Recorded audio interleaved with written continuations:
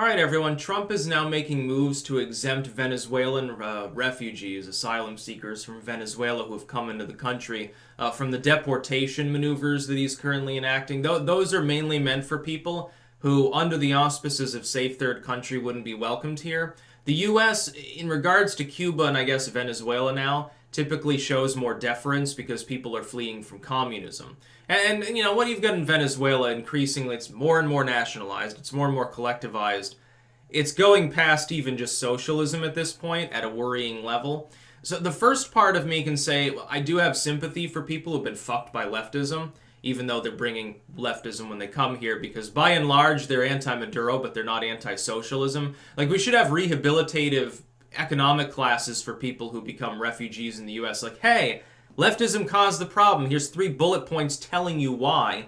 You know, you've been lied to your whole life, and we're sorry about that, but there is a better way forward. It's called capitalism. It's called a free market, which is true. The free market will solve problems. Socialism causes them. It's a cancer. We need to excise it from the world as much as possible. Fucking throw it in the trash bin of history where it should have stayed with Marx and all these other fucking losers. Now, here's the thing, though. There's another part of me that says, but at the same time, why are we making a special exemption when we've got a deal now with Guatemala going forward where they're a safe third country? Why is it that like the fact that they're fleeing left, what about Nicaragua? People are fleeing socialism there. Trump, for some reason, hasn't extended the same thing. Is it because Nicaragua is not as much of a failed state? Is it because, you know, we're kind of in a diplomatic war of sorts with Venezuela? What gives? Why exactly is extra deference being given to Venezuelans? I have nothing but sympathy for them. They have a lake of oil underneath their country, you know, fucking half the size of Texas probably, and yet they're dirt poor because of socialism. I understand that.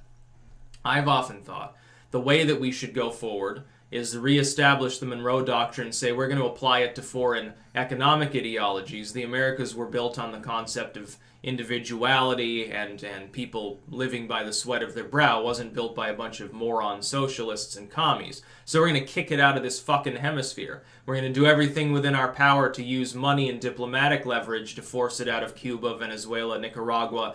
When those countries then improve through favorable trading relations and diplomacy with the U.S. among other nations in the hemisphere, when the hemisphere becomes a shining example of progress because it's using a proper economic model based in reality as opposed to pipe dreams, then we can show the rest of the world our experiment in liberty and the freedom and safety and progress that we enjoy, and soon they'll begin abandoning the leftism, I think, as well.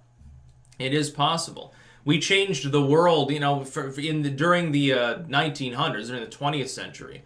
The rest of the world changed rapidly in response to the fact that the United States was becoming so powerful and so diplomatically, and in some cases, it was just optics, symbolically powerful and forthright. And it starts before that. It starts before the Homestead Act is enacted. Really, you've got a century and a half, basically, from the end of the Civil War to near the modern period. That's beginning to decline now, and it's not declining because, well, the free market killed itself. It's not declining because of, late-stage capitalism, which is the lie now being peddled by every Che Guevara shirt-wearing Starbucks Marxist. No, it's declining because of increasing interventionism, because of the lack of capitalism. We're tempering capitalism too much. People got the bright idea that because a handful of regulations could be imposed and the free market could actually work better, because you remove trusts and monopolies, which are sort of cancerous too. If you got the idea that you got rid of microcentrality within your economy and that helped, so you should, make more regulations and bureaus, doesn't work. The age of interventionism that we ushered in 100 years ago, over time slowly has built up an apparatus which is leeching the private economy. Let's get rid of it. Get rid of the bureaucrats. Get rid of the regulations. Let's go back to the way things were roughly at the dawn of the 20th century in many cases, and things will be measurably better. There will be much more wealth, there will be much more prosperity, and once we get that wealth and diplomatic power and that symbolic power, really we can throw our weight around. We don't even need to kill people. We don't need war. No, some of the best things that the United States has done has been through peaceful diplomacy. When we start blowing things up, it just gives everyone who hates us a talking point anyway. In Venezuela, let's do that. Let's help the Venezuelans in Venezuela instead of doing this, instead of saying, well, we're going to take your huddled masses and Venezuela will continue being fucked. Why don't we do something? Why don't we appeal to the Venezuelan people and say, look, get rid of fucking Maduro, and Guaido, fuck him too. He's a socialist. Kick the socialists out. We will restructure your debt. We will take care of it. We've got the power. We've got the money. It's our fucking hemisphere. We'll protect you. No, we're not the great Satan. We're not going to invade because that's stupid. No, but we want to help our fellow Americans within the American hemisphere of the world. We would be seen much more positively. And trust me, you can't buy brand loyalty and you can't buy optics. It's worth its weight in gold. A perception of the U.S. around the world as being a good country, a free country, a place of opportunity that doesn't like to bomb children and prefers to play nice with people and help them, that is worth far more than our entire military can ever possibly be worth. Some of our biggest toys you can't even deploy unless you want to start Armageddon. But you can use diplomacy, and you can sure as hell you use the carrot before the stick. Instead of whacking people over the head with the stick, fucking give them help.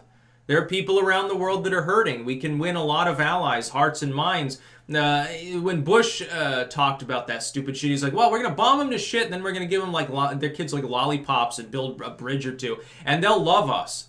They'll love us. We're sorry we ruined your country, but we built you a school. We built this road. We gave you some cars. Wow. Here's Coca-Cola. You can taste it for the first time. Isn't it wonderful?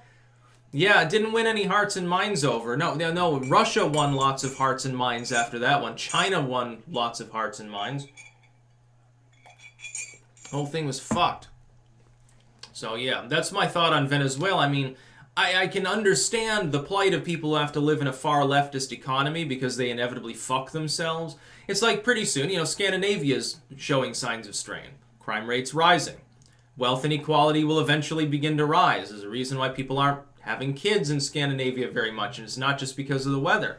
They're going to have a huge problem in the near future, and their government is alienating the people. 50 years from now, Sweden will be unrecognizable, possibly, which is unfortunate. And that's happening. Leftism is largely what's causing it. Too much government centrality. It leads to all sorts of authoritarian abuses. One thing I will say, when people on the right are like, well, we need the government to do X, Y, and Z to save our culture. You want to give government that's been corrupted by its own centrality more power in order to solve problems that you perceive with demographics or whatever? It's not going to work. It's going to make the problem worse. The government caused the problem. You need to rescind it. I know it sounds crazy, but actually sometimes more of something that's caused a problem, it doesn't solve the problem. We've tried that with government. We've tried it with moralism, the drug war on guns, war on violent video games. We've tried it a million times. It doesn't work. Interventionism needs to go the way of the dinosaur. We need to understand that as technology progresses, the goal should be less and less government necessary. We shouldn't need the centrality. People can talk to each other. They can work out their own contracts. We can use blockchain for paperless contracts that last forever if we want to. We can do technology is a wonderful thing. We don't need government to administer so much anymore. Nor do we need private entities that are given government grants and subsidies to control the communications age. Not necessary. Pretty much do it ourselves already. People have the skills. They 3D print a fucking house, dude. That's about all. Peace out.